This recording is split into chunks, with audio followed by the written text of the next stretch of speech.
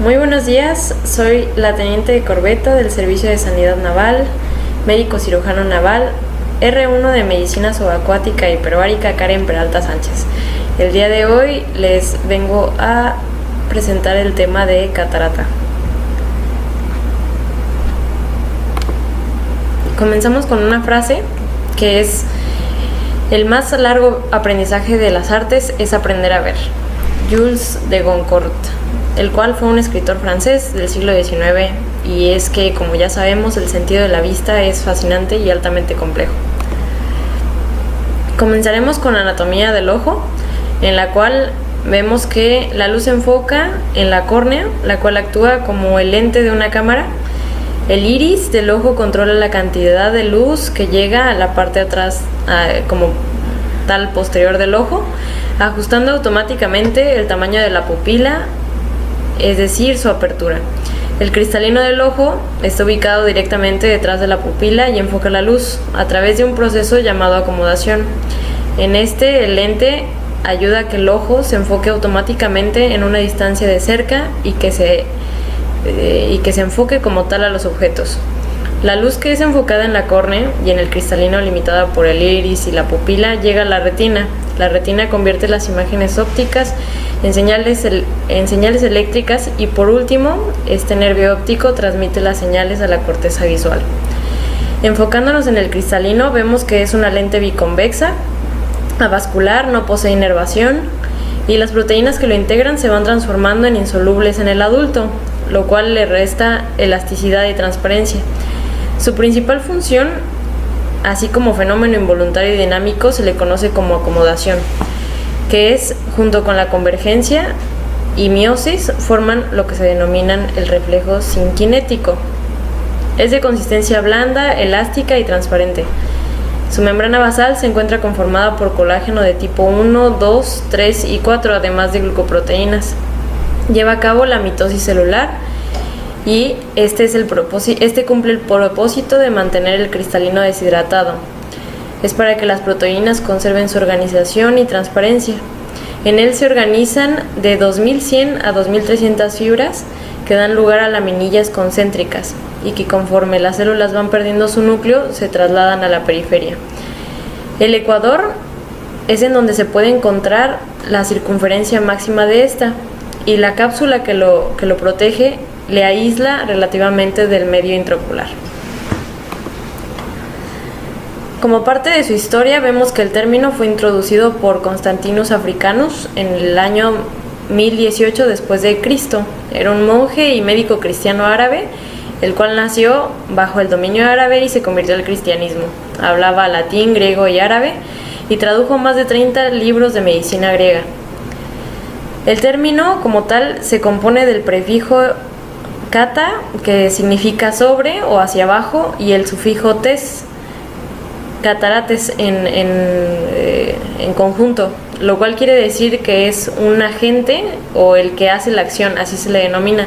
También lo encontramos presentes en las palabras catástrofe, catálogo, catacumba y católico, como ejemplo. Como parte de su definición, vemos que en América Latina y en el Caribe se ha definido por la Organización Panamericana de la Salud como la opacificación del cristalino, enunciándola como la causa más importante de ceguera en estas regiones. En nuestra guía de práctica clínica se define como la opacificación parcial o total del cristalino de uno o ambos ojos, que condiciona a la disminución de la agudeza visual o ceguera.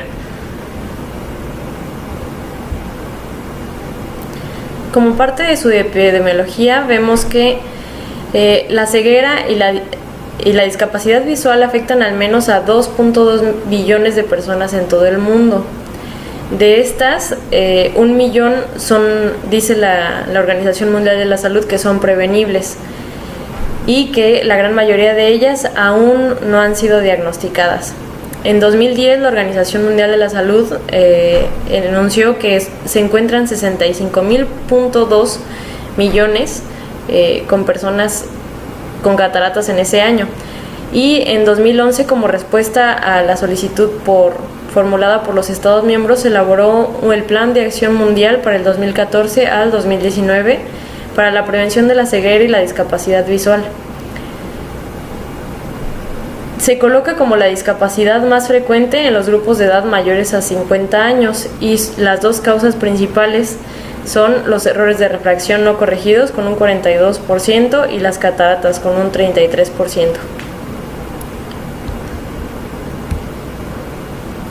Los factores de riesgo, de igual manera enunciados por la Organización Mundial de la Salud y por la Guía de Práctica Clínica actual en nuestro país, son diabetes, exposición a rayos UV, exposición a radiación ionizante, tabaquismo y el uso de esteroides.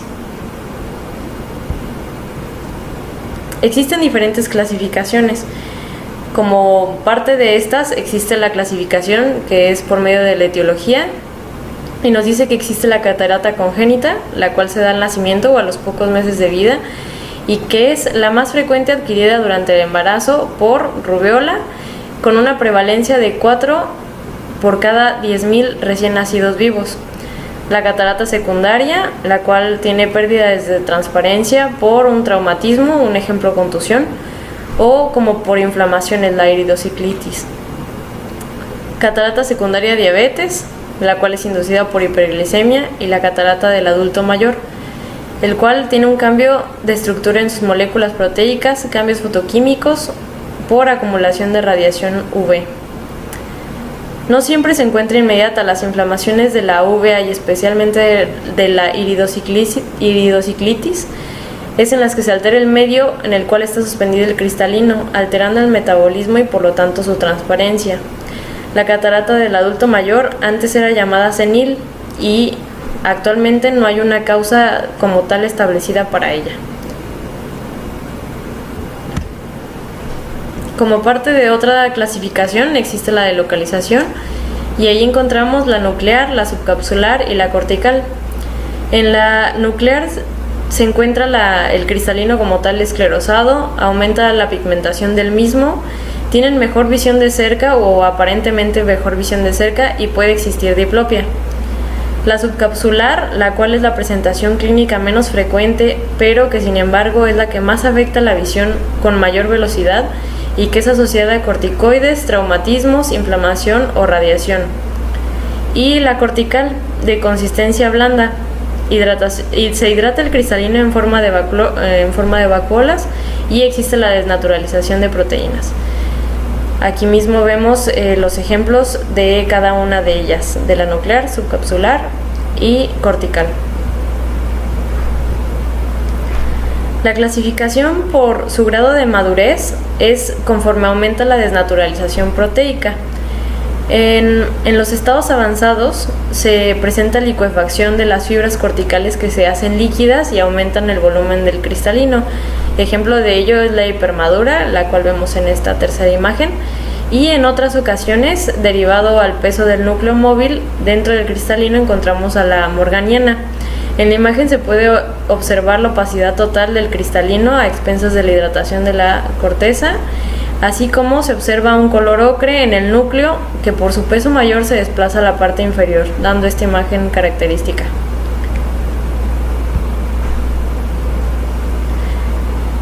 Parte de la fisiopatología es que el epitelio del cristalino se mantiene en el interior parcialmente deshidratado. Se conservan las proteínas y su transparencia. Al volverse insolubles pierden su transparencia y la elasticidad. En esta imagen, asimismo, podemos observar las capas del cristalino conformadas por proteínas alfa, beta y gamma, las cuales tienen una periodicidad espacial muy específica y que da lugar a este aspecto de capas de una cebolla. Carecen de núcleo, casi todas sus células y de casi todos sus organelos, por lo cual el metabolismo es muy bajo. Conforme nos vamos alejando del núcleo encontramos a las células más jóvenes, por así decirlo, y conforme vamos hacia el núcleo encontramos las embriológicas, fetales, de la infancia, de la adolescencia, adultez y vejez posteriormente se van acumulando. Otra clasificación es mediante su localización y esta es la que utilizamos como tal en la guía de práctica clínica actual de nuestro país, la cual se publicó en 1993 y es uno de los sistemas más usados. Surgió como un sistema estandarizado para graduar las características de tipo, su severidad y su progresión. Existen muchos sistemas, pero entre ellos están los métodos de Oxford, Wimmer, Wisconsin y el LOCS, que como ya les comentaba es el que utilizamos actualmente en nuestro país, y bueno, por sus siglas es Sistema de Clasificación de Opacidad en su tercera versión en inglés, y que califica el color y la opalescencia nuclear, la opacidad cortical y la subcapsular posterior. La severidad de la catarata se clasifica en una escala decimal. Todo esto se basa en la comparación de patrones fotográficos de diferentes grados, en su opacidad nuclear, en la brunescencia, la opacidad cortical y la opacidad subcapsular posterior. En esta siguiente diapositiva vemos como tal la escala de LOCS 3. Su utilidad radica, como ya habíamos comentado, en diagnosticar la magnitud de la catarata para decidir los aspectos quirúrgicos. En la primera línea vemos el NO y el NC, que es la NO, opalescencia nuclear, NC, el color nuclear como tal. En la segunda es el grado de opacidad cortical, y en el último el grado de opacidad subcapsular posterior. En esta diapositiva ya vemos los ejemplos del uso de la clasificación de LOCS 3. En la figura número 1 podemos ver el cristalino con la opacidad en un grado nuclear NC6, NO6. En la segunda figura el cristalino con opacidad cortical C3 según la clasificación, y en la figura 3 el cristalino con la opacidad de predominio en cápsula posterior.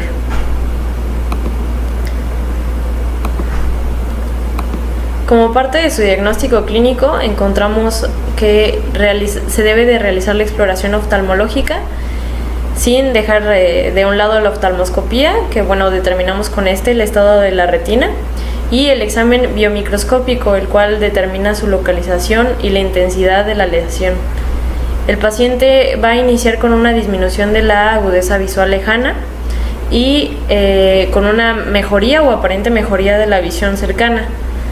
Va a tener mala percepción de tonos azules, diplopia puede existir y opacidades. Como tal, el tratamiento es en todos los casos es quirúrgico. En la actualidad sabemos que todos los pacientes son quirúrgicos, pero durante la Segunda Guerra Mundial Harold Ridley fue el que observó el fundamento de los implantes oculares modernos.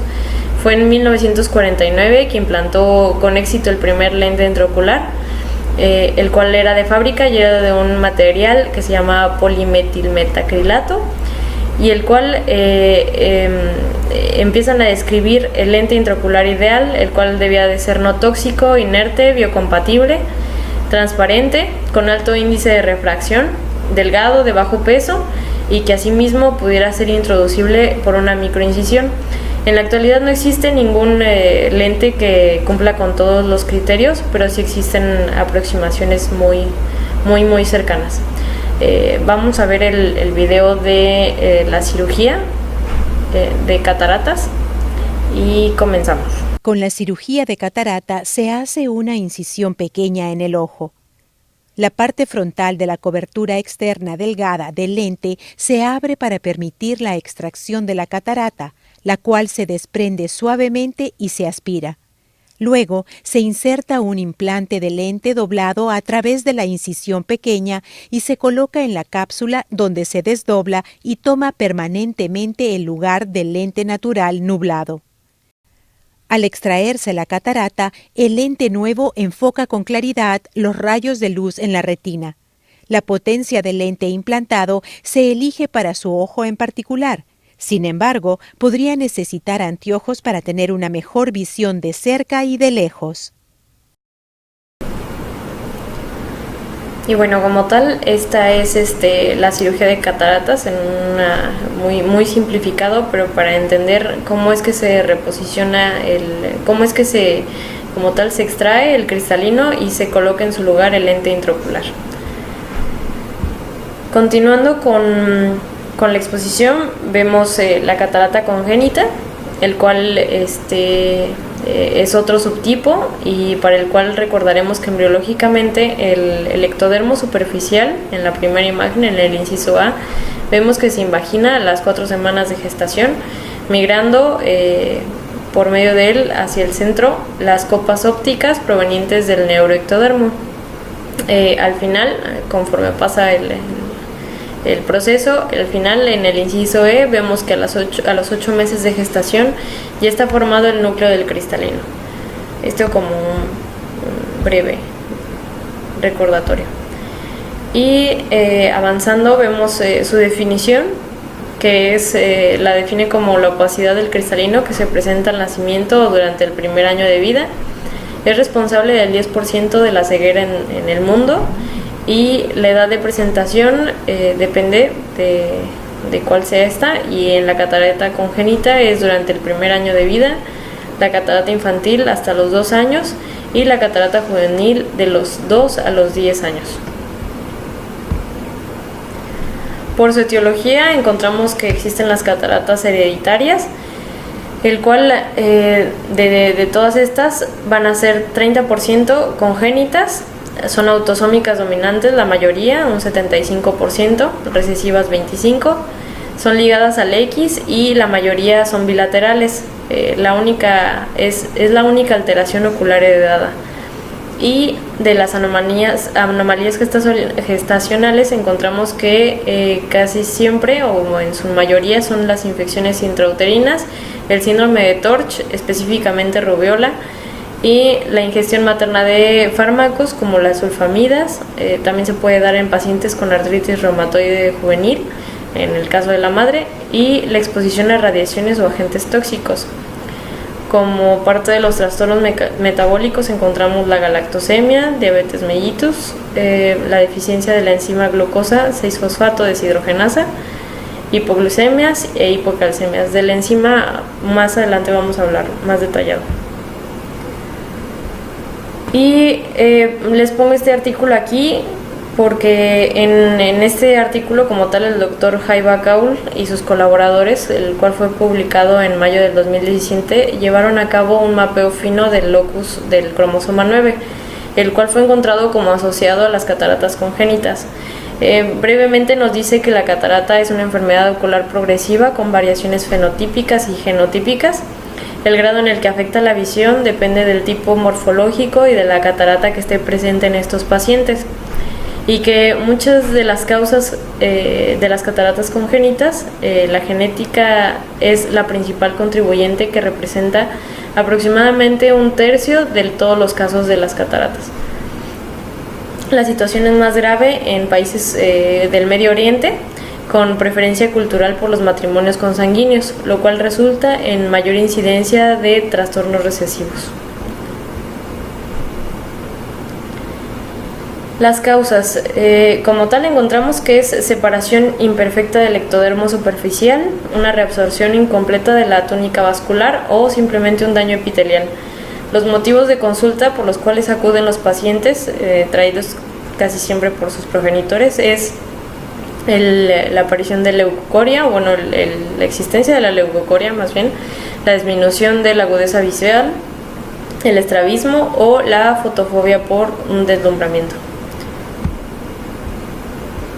La exploración física debe de ser llevada a cabo en los primeros meses con percepción y localización luminosa. Después de los 3 años se debe de realizar una oftalmoscopía para evaluar el grado de opacidad, así como la ubicación.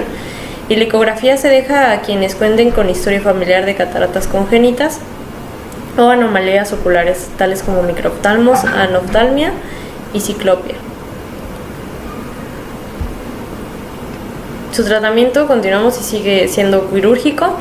Los mejores resultados, aquí lo ponemos como obtenidos, es cuando se realizan los primeros 3 meses de vida.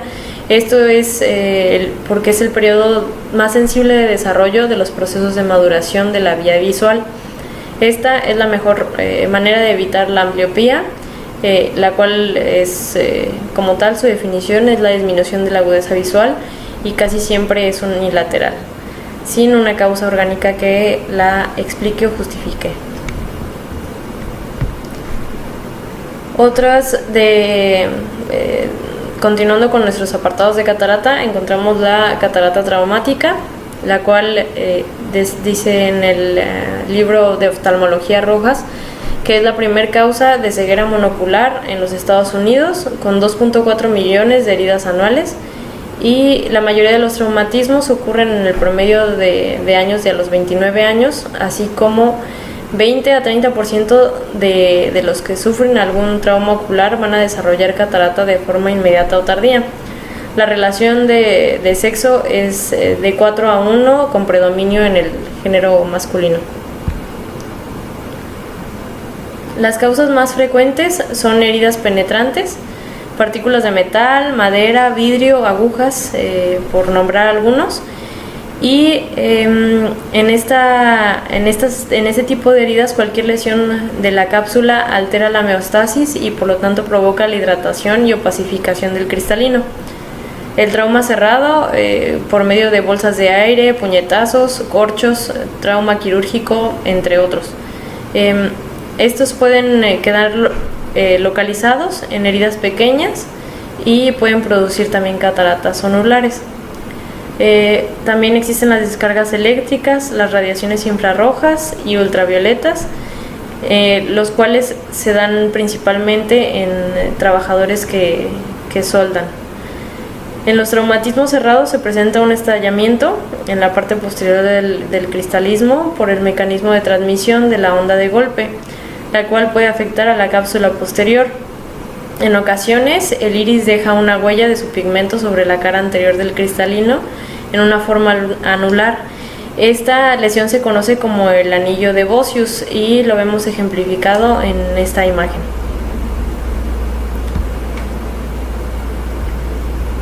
Cataratas secundarias.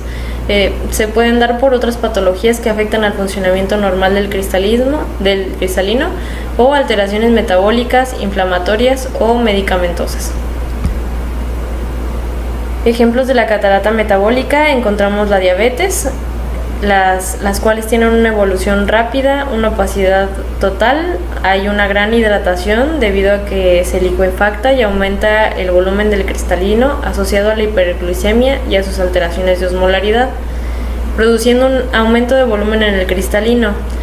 La Asociación Americana de Diabetes define que el 60% de los pacientes con diabetes van a desarrollar cataratas.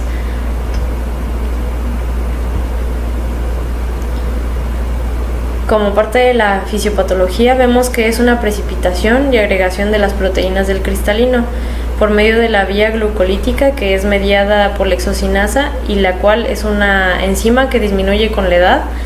Encontramos que hay menor producción de ATP y por lo tanto un descontrol de balance hidroelectrolítico.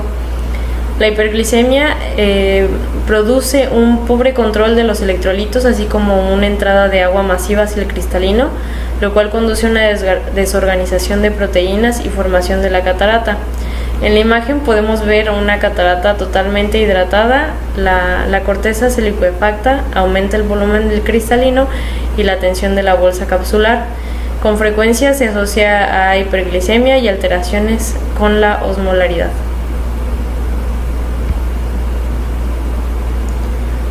Del total de la glucosa que entra al cristalino, 95 es fosforilada por la G6P y es mediante la enzima exocinasa.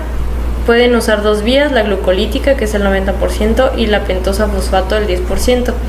Al menos 70% de la adenosín trifosfato del cristalino deriva de la glucólisis anaeróbica.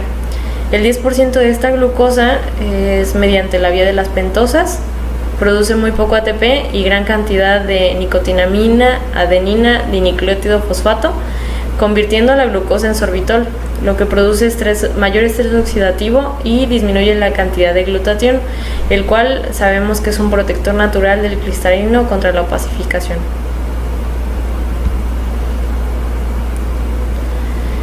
El uso de esteroides también ha sido encontrado como uno de los orígenes de la catarata, y la fisiopatología es de que estos medicamentos inhiben la enzima ATPasa de la bomba de sodio-potasio, que actúa en el epitelio del cristalino. Esto conlleva la alteración del metabolismo y produce una opacificación. El uso prolongado de esteroides afecta la cápsula posterior y al alterar su metabolismo se produce una opacificación irreversible. Bastan hasta 15 miligramos de prednisolona al día durante un año para producir este tipo de efecto. Otros medicamentos asociados, como tal encontrados que afectan, es la pilocarpina, miótico empleado en el tratamiento de glaucoma, el yoduro de fosfolina, usados a largo plazo, también pueden producir una opacificación del cristalino.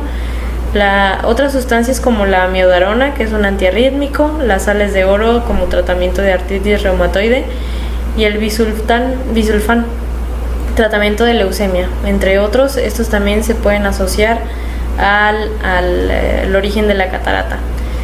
Todos estos siguen teniendo el mismo tratamiento que ya hemos comentado como tratamiento quirúrgico. Pues como tal, esta es una breve descripción de la catarata. Espero que el tema haya sido pues tanto de su agrado como que haya sido entendible, y les agradezco su atención.